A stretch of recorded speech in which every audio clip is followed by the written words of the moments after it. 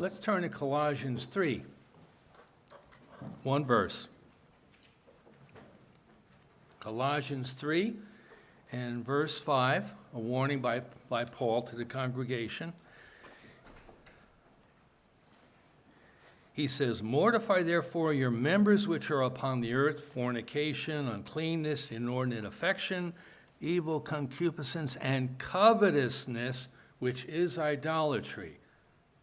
Covetousness, now how in the world does that become idolatry? That's the topic of today's sermonette.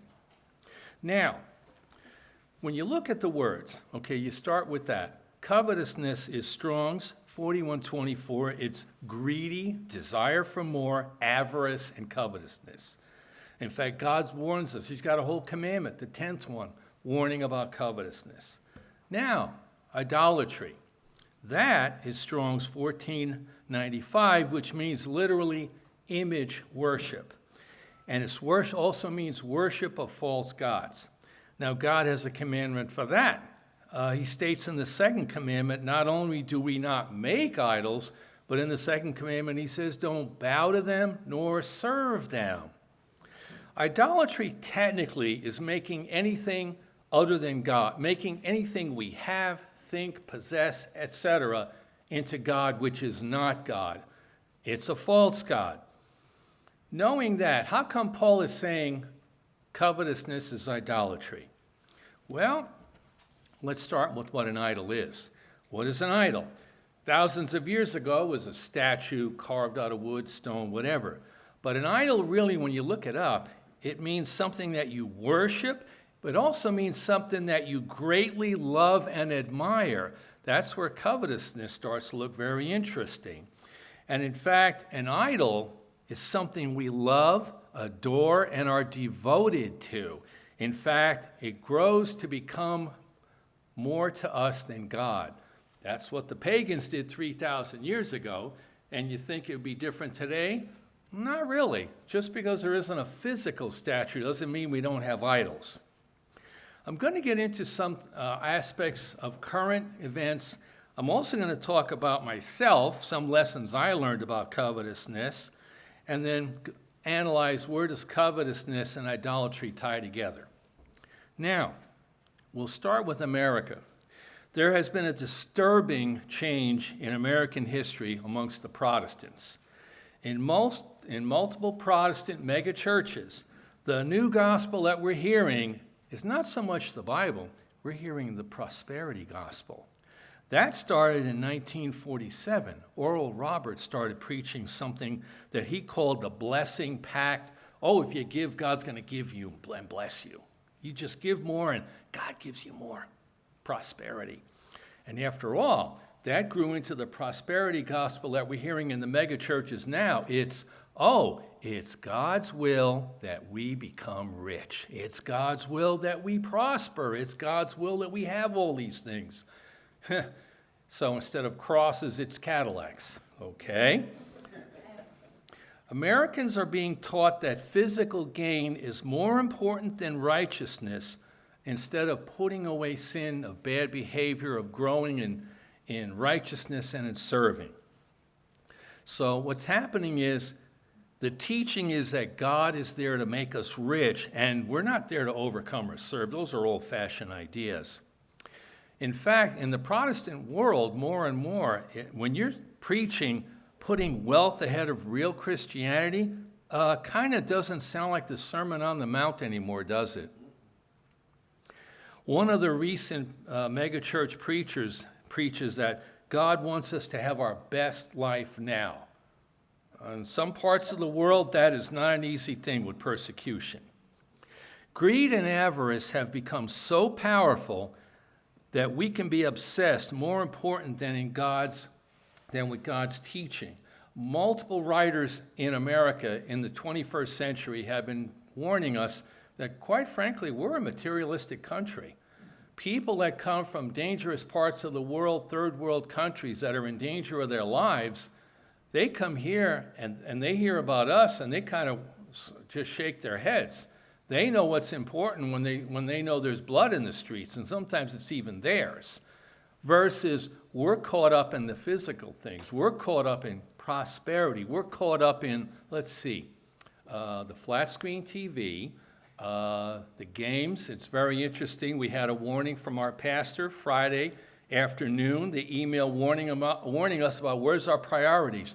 You see, an idol doesn't just have to be a carved piece of stone that we bow down to and offer our children to. An idol is something that consumes us. It takes us over. We adore it. We love it. It is the focus of all our wants and our desires. In fact, it does become God. The pagans had one kind of idol. We have another kind. And I want to give a warning of what the financial aspect of the 21st century America that's giving a warning about covetousness. There was a time when you didn't borrow too much. There was a time when you'd have a little gasoline credit card, or you'd have, no, the rich people had the Diners Club. Forget the rich people.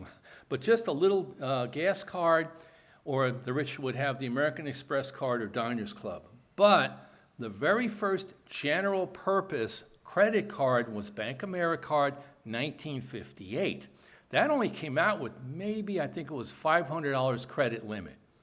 Now let's go forward. What's happening now? Recent statistics are showing that, yes, many Americans still pay their balances off, and that's a good thing. But a lot of Americans are not paying the balances off. A lot of Americans owe money on their credit cards because they got to buy the latest, the set, the dining room set, the whole entertainment center, all kinds of money. A lot of those debts have grown and grown, and today, the average American family that owes on their credit card, it's now up to $6,000. From the world I came from as a kid in a poor family, that number would have been a horror. That would have been unbelievable. Here's another little sign that Americans have become more covetous, and the material is just filling our heads. Home equity loan. Do you know 100 years ago, it wasn't called a home equity loan. It was called a second mortgage. And people viewed that with horror. It's like, John, you're borrowing against your house. That's a second mortgage. That's what we used to call it. Now they changed the language. Now it's you can tap your home equity. And I've had people, not anymore because we finally said no to it and all that, that people put out the idea that, hey, I can get all this extra money and I'm only borrowing against my house. The people of 100 years ago in the Great Depression knew better than us. So we've changed. Americans have changed. Western society has changed. Now, I want to give an example, my own personal example. I grew up in poverty, and you think of the material a lot when you're poor, when you don't have enough to eat, when you don't have the right clothes, when you have to not be in school activities because you don't have the money to pay for things. That's what being poor is. Hey, you got to live with it. Well, there was an incident with my father, and the man drank too much and he was violent at times, and those things we knew, we understood, and we dealt with it. But there was one weakness my father had where he had coveting, and it bordered on idolatry, and it came out one day in a very sad way. There was a man named Nick that my father worked with at Chevron Oil back in central New Jersey. This man, Nick, had 4 children, and 2 of them were blind. I knew one of them in high school. I used to help him. His name was Gary, and I'd help Gary around and all that. He wound up going to Princeton. He overcame his weakness. He wrote in Braille. He memorized steps. The man was incredible. But the father, again, worked in Chevron with Dad. Well, one day Dad starts complaining, and he starts complaining, somebody sold Nick this nice car for $100. Why couldn't I have had that? And I'm like, huh? What's going on, Dad? And Dad explained it to me, and I just kept my mouth shut, but Dad kept going on and on and on about it. It's the funny thing about covetousness. When it takes you over, it consumes you. My father and I were riding down the street where Nick's house was, and he was moaning again. See, John, it was a little Chevy Nova worth maybe $1,500. A nice, clean little car. The man got a nice break getting someone to sell him a nice, solid little car for $100. In those days, that was a very nice deal. And Dad's pointing at the car, and he's saying, look at that. That guy's got that car for $100. I finally couldn't take it anymore. I pulled off on the side, and very politely, keeping my voice level and all that, I said, Dad, the guy's got 2 blind children.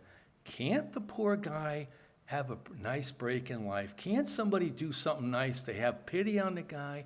They sell him a decent car. Doesn't he have enough trial in his life already? Are you going to begrudge him a good break in life because he's got it so bad? And then Dad quieted down. We drove home. He never brought up Nick again. We never talked about the car again.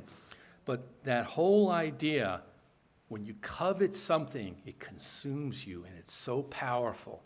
And you know the funny thing about it is, Dad was just open about it. Only years later, when I came in the church, did I realize, hey, wait a minute, I covet too. Now, at the time that Dad and I had that little discussion, I was a punk kid and just starting college. I mean, what did I know? And I was carnal as the day was long. But Dad's example was so extreme, it stuck out in my mind. It really did. Now, later on, I proved myself what the truth is. I proved it to myself from church literature and the Bible, of course. And I proved what the true church was and went on from there. Dad could never understand it. The guy doesn't know any better. My mother, my sisters don't know any better. They're not called understood. But I'm supposed to know better. So that's where I have to learn what is coveting. Do I really want something so much that it fills my mind and takes my mind off of God, takes my mind off of serving, takes my mind off of everything else? And finally, I had to learn 1 Timothy 6. We're not turning there now, but in there, it is godliness with contentment. In whatever form I find myself, therewith to be content. I had to learn that.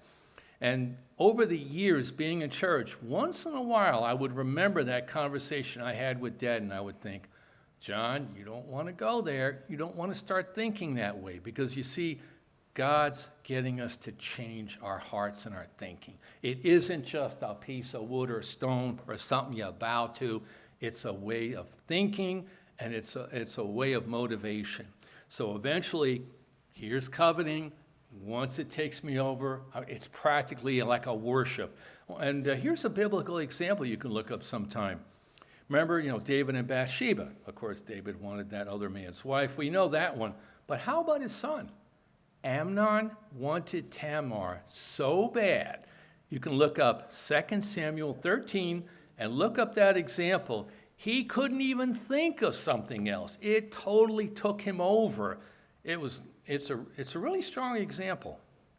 Now, to sum this up, 200 years ago, the humble pioneers were building a new nation, and they would go to their church services, and yes, it was Sunday and all that, but at least they'd hear the Bible. Now, what are we hearing? Oh, God wants us to be rich, or God wants our best life now, or God's teaching us the prosperity gospel. So what do we do now? I'll leave us with the questions. Do we want the boat, the flat screen, the entertainment center, physical? Or is it somebody else's wife? Is it power? Is it fame? There are people that have killed themselves taking horrible chances to get the perfect selfie, and they fall off a 30-story building. People have done that. They literally have done that to get the right selfie, falling off. And it's not just buildings. I believe it was at least one in the Grand Canyon in the last couple of years. So technically, sad to say, Americans also are building idols, different kind, but we don't want covetousness to turn into idolatry. So that's one construction site we want to stay away from. Have a good Sabbath, everyone.